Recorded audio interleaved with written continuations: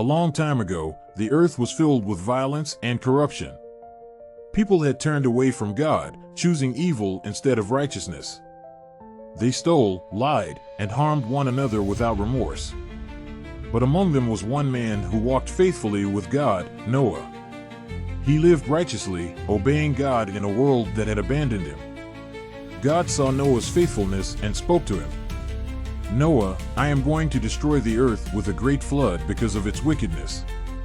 Every living creature on earth will perish, for the world has become filled with evil. But you and your family will be saved.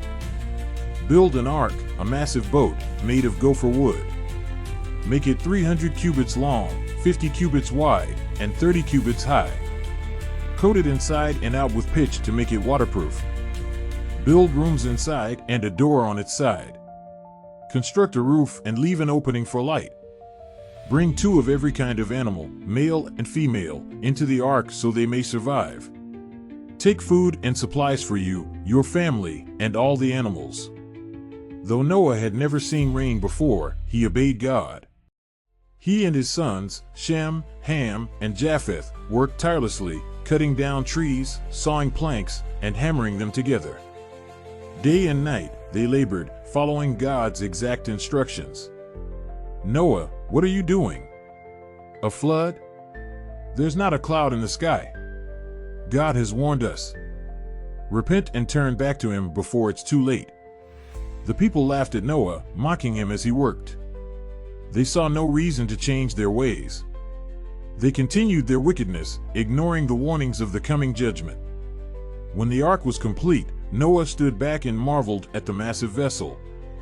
Soon, something incredible happened.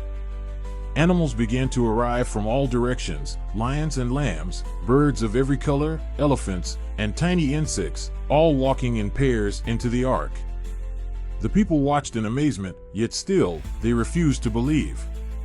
Once Noah, his wife, his 3 sons, and their wives entered, God himself shut the door, sealing them inside.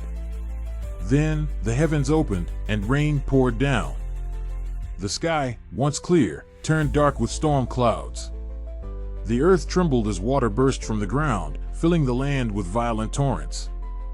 "Noah, let us in." The people pounded on the ark's door, screaming in terror as the waters rose around them. But it was too late. The waves crashed against homes, sweeping away everything in their path. Rivers overflowed, valleys disappeared, and soon, even the tallest mountains were covered. For 40 days and nights, the rain never stopped. The entire earth was submerged. But inside the ark, Noah and his family were safe, just as God had promised. The ark rocked upon the waves, drifting upon the endless ocean. They cared for the animals, feeding them and keeping them calm as the storm raged outside.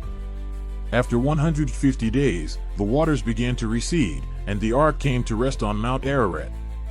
Noah waited patiently, watching as the floodwaters slowly disappeared. He sent out a raven, which flew back and forth.